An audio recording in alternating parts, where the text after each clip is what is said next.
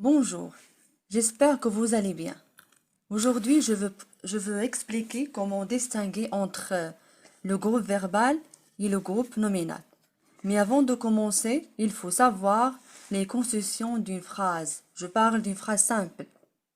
La phrase simple, normalement, débute par un sujet. Sujet plus le verbe plus le complément. Le complément. Ce complément, soit un complément d'objet direct, ou bien complément d'objet indirect, ou un complément de nom, etc.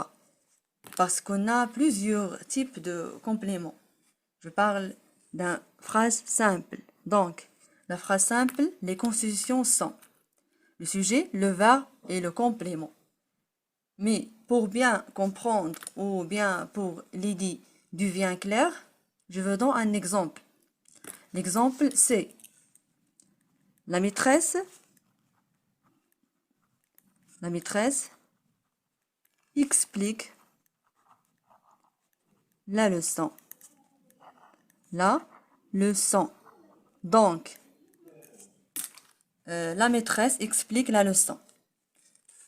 Dans cette phrase, on a le sujet, c'est la maîtresse, sujet. Se forme, d'un nom commun, plus le verbe, c'est un verbe au premier groupe, verbe. Et la leçon, c'est un complément d'objet direct. Donc, la phrase, c'est la maîtresse explique la leçon. Pour distinguer entre le groupe verbal et le groupe nominal de cette phrase, première chose, il faut chercher ou bien trouver le verbe. Le verbe, c'est expliquer. Explique, désolé. Donc, explique jusqu'à la fin de cette phrase, on parle d'un groupe verbal. Pourquoi? Parce que le groupe verbal, le noyau, c'est un verbe.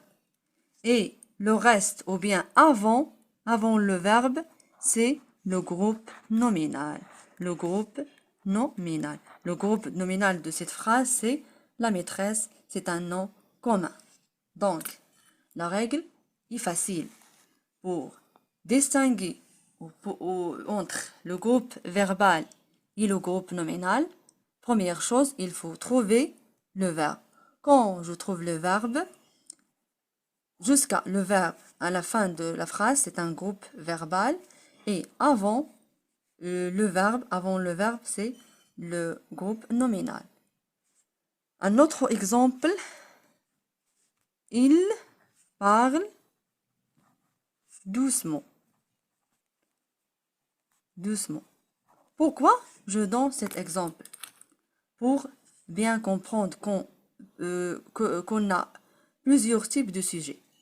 On peut trouver le sujet comme un nom commun ou bien un nom propre à Ali ou Fatima explique la leçon. On peut trouver le pronom personnel. Vous savez, les pronoms personnels sont je, tu, il, elle, nous, vous, elle avec S et elle avec S pour le masculin et le féminin. On a encore le sujet se forme d'un groupe de mots. La ville marocaine ou bien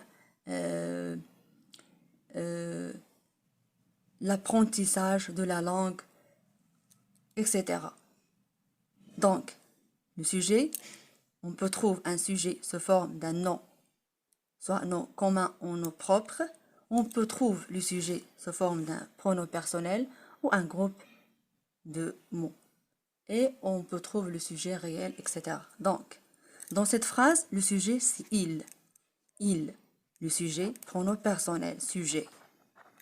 Puis, on a le verbe, parler, et doucement, c'est un complément circonstanciel de manière.